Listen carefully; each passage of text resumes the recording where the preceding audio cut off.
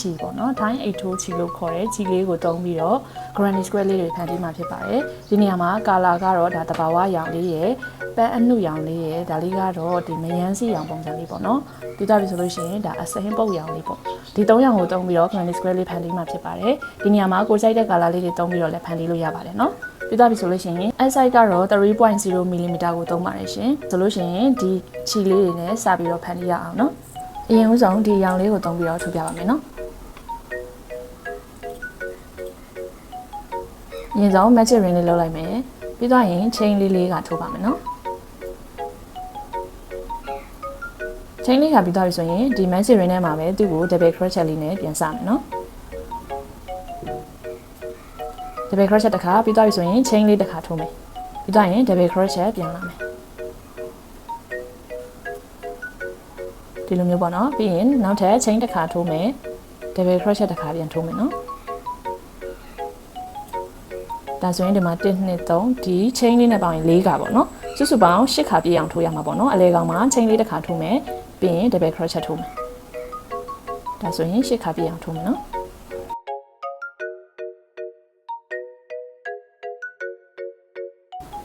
နဲ့4 6 8ပြီးတော့ရင် chain တစ်ခါထိုးပြီးတော့ဒီကွင်းကိုဆွဲဆေးလိုက်ပါမယ်နော်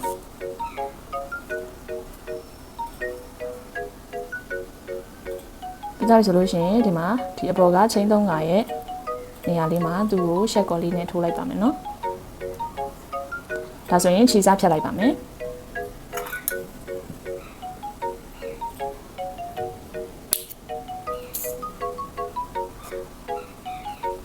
ပြီးတော့ရင်ဒီခြေစားလေးကိုဒီအရှိကအပေါက်လေးမှာသူ့ကိုပြန်ပြီးတော့အစားတက်တဲ့ပုံစံမျိုးလေးလုပ်မယ်နော်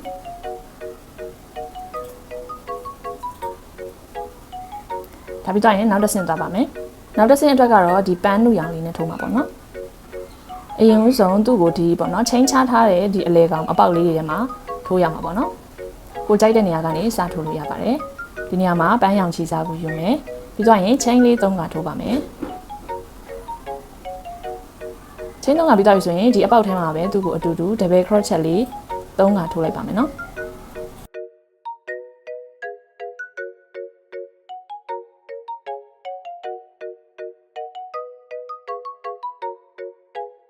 ဒါဆိုရင်ဒီမှာ chain 3ခါပြီးသွားပြီ double crochet 3ခါပြီးသွားပြီဆိုရင် chain လေးတစ်ခါထိုးပါမယ်ပြီးရင်နောက်ထပ်သူ့ရဲ့အရှိတစ်ပေါက်ပေါ့နော်အရှိကဂျားပေါက်ထဲမှာ double crochet လေး4ခါထိုးပါမယ်ပထမဦးဆုံးပေါက်ကကြတော့သူက chain 3ခါထိုးထားတာဖြစ်တဲ့အတွက်ကြောင့်မလို့သူ့ကို double crochet 3ခါပဲထိုးတာပေါ့နော်နောက်တစ်ပေါက်ကနေစပြီးတော့ double crochet ဒီ4ခါထိုးရပါမယ်နော်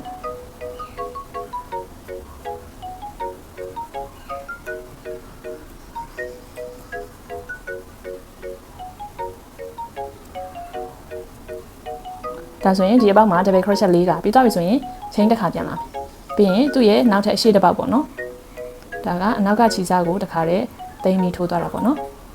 ဒီမှာလည်းသူ့ကို double crochet 4ခါပဲထိုးပါမယ်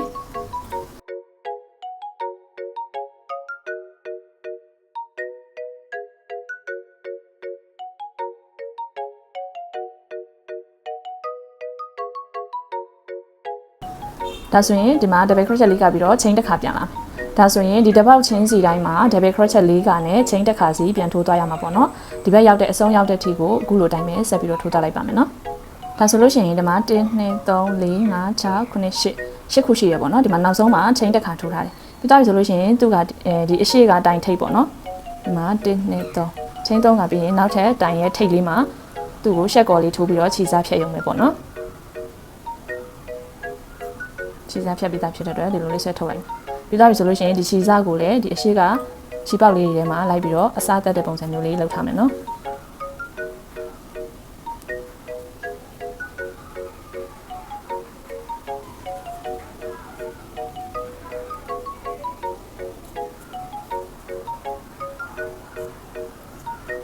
ဒါဆိုရင်ဒုတိယအဆင့်ပြီးသွားပြီပေါ့နော်နောက်တစ်ဆင့်ကတော့ဒီအဆင်းရောင်လေးနဲ့တုံးပြီးထိုးပါမယ်နော်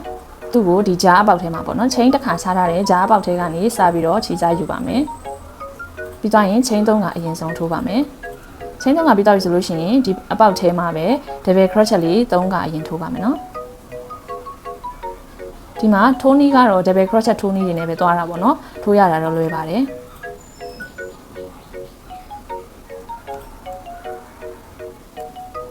ဒါဆိုရင် double crochet 3ခါပြီးသွားပြီဆိုရင် chain လေးတစ်ခါထိုးလိုက်ပြီးသွားပြီဆိုလို့ရှိရင်ဒီနေရာကနေစပြီးတော့ granny square ဖြစ်တဲ့အတွက်ကြောင့်မလို့ down ကွက်လေးတွေဖော်ရမှာပေါ့နော်ဒီအပေါက်ကနေစပြီးတော့ဒီတစ်ပေါက်ထဲမှာပဲနောက်ထပ် double crochet လေးသူ့ကို4ခါထပ်ထိုးပါမယ်နော်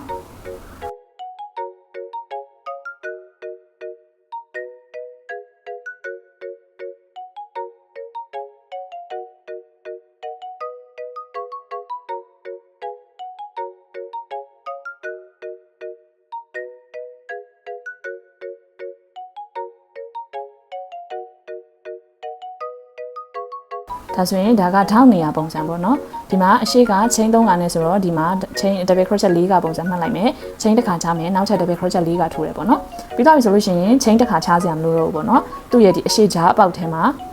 double crochet လေးပြန်ထိုးရပါမယ်နော်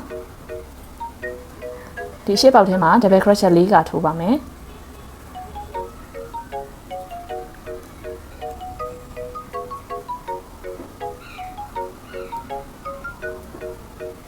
ဒါဆိုရင်ဒီမှာထောင်းအပေါက်ရေဂျားပေါက်ရေပြီးသွားပြီဆိုလို့ရှိရင်ထောင်းအပေါက်ပြန်လာမယ်ပေါ့နော်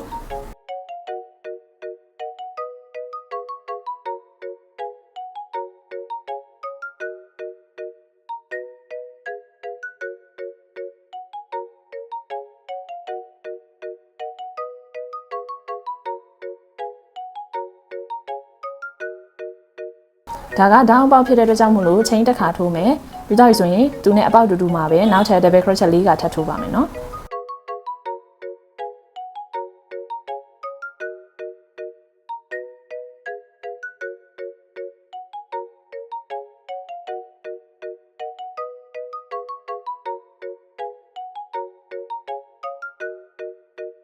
ဒါဆိုရင်ဒီကထောင်းပေါက်ရသွားပြီပေါ့နော်ပြီးတော့ဆိုရင်ဂျားပေါက်လာမယ်နော်ဂျားပေါက်မှာတော့ double crochet 4ခါပဲထိုးရပါမယ်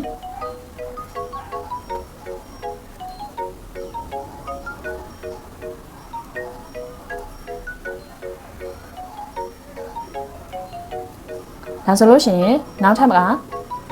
ထိုးရမှာကဒေါင်းအကွက်ပေါ့နော်ဒေါင်းအကွက်ပြီးရင်ဂျားအကွက်လာမယ်ပြီးရင်ဒေါင်းအကွက်လာမယ်ဂျားအကွက်လာမယ်အခုလိုပုံစံတိုင်းကိုပဲဆက်ပြီးတော့ထိုးသွားလိုက်ပေါ့နော်ဒီဘက်ထိရောက်တဲ့အထိဆက်ထိုးသွားလိုက်ပါနော်ဒါဆိုလို့ရှိရင်ဒီမှာနောက်ဆုံးဂျားအကွက်ပြီးသွားပြီဆိုလို့ရှိရင်ရှေ့ကတိုင်ရဲ့ထိပ်ကလေးအပေါက်ကလေးမှာရှက်ကော်လေးထိုးလိုက်ပါမယ်နော်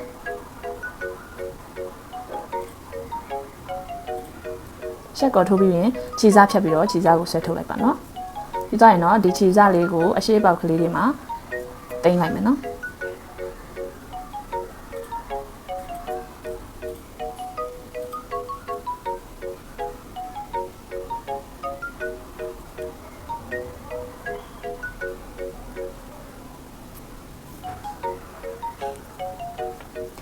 ဒါဆိုရင်ဒီအစိမ်းရောင်နဲ့ထိုးတာပြီးပြီပေါ့နော်နောက်ဆုံးမှာတော့ဒီအရောင်လေးနဲ့ထိုးမယ်နော်ဒီမှာထိုးတဲ့အခါကျလို့ရှိရင်သူ့ကိုပေါ့နော်ဒီဒေါင်းအကွက်ကနေပြီးတော့စထိုးမယ်ဒေါင်းအကွက်ကဒီဂျားရဲ့အပေါက်ကလေးကနေစပြီးတော့ခြေစားကိုယူပါမယ်နော်ပြီးတော့ဆိုရင် chain လေး3ခါအရင်ထိုးပါမယ် chain 3ခါပြီးတော့ဆိုလို့ရှိရင်ဒီမှာ double crochet လေး3ခါအရင်ထိုးလိုက်ပါမယ်နော်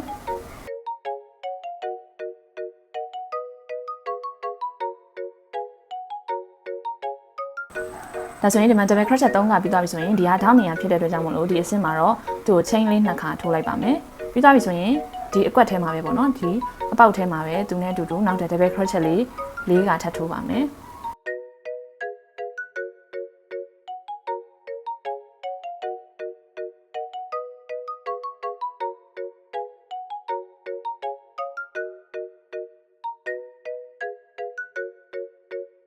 ဒါဆိုရင်ဓာတ်အကွက်လေးပြန်ရပြီပေါ့နော်ပြီးသွားပြီဆိုလို့ရှိရင်သူ့ရဲ့ဒီဂျားအကွက်ပေါ့နော်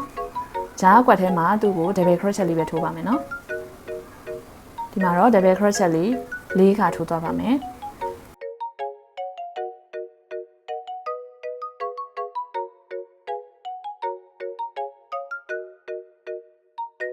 ဒီနေရာမှာတော့ဂျားပေါက်က2ပေါက်ဖြစ်တဲ့အတွက်ကြောင့်မလို့သူ့ရဲ့အရှိမလည်း double crochet လေး4ခါပြန်ထိုးပါမယ်နော်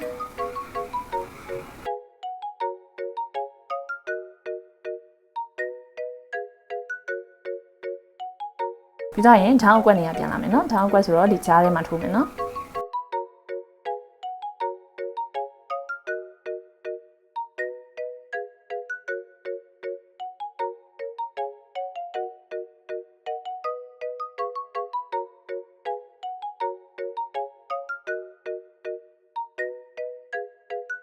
ပြီး ပြီးသားပြီဆိုရင် down ကွက်ဖြစ်တဲ့အတွက် chain နှစ်ခါလာမယ်ပြီးရင်ဒီအပေါက်ထဲမှာပဲနောက်ထပ် double crochet လေး၄ကထိုးပါမယ်နော်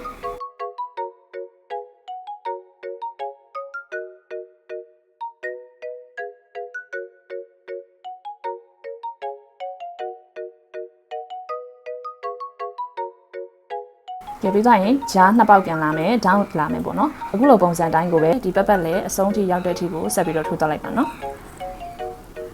ဒါဆိုရင်တော့ဒီမှာနောက်ဆုံးဂျားပေါက်ဒီထိုးပြီးသွားပြီဆိုလို့ရှိရင်သူ့ရဲ့အရှိကဒီ chain လေးရဲ့အပေါ်ထိပ်ကခြေစားမှာရှက်ကော်လေးထိုးလိုက်ပါမယ်နော်ပြီးသွားရင်ဆိုရင်ခြေစားဖြတ်လိုက်လို့ရပါပြီပြီးရင်ဒီခြေစားလေးကိုအစားတက်ပါမယ်နော်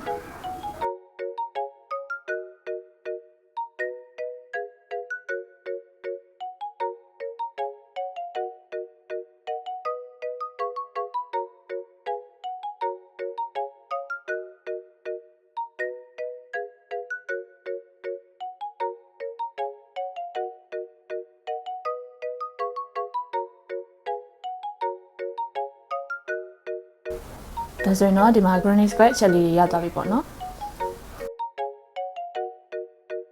ဒါဆိုရင်ဒီ granny square အချက်လေးထိုးနည်းကအရန်ကိုလည်းလွယ်ကူတဲ့အပြင်ထိုးရတာလည်းလွယ်မယ်လို့ထင်ပါတယ်ပတ်တန်လေးကလည်းမခက်တာဖြစ်တဲ့အတွက်ကြောင့်မလို့လိုက်ထိုးရတာအဆင်ပြေမယ်ထင်ပါတယ်ကြည့်ရှုပေးရတဲ့တယောက်ချင်းစီတိုင်းကိုလည်းကျေးဇူးအများကြီးတင်ပါတယ်ရှင်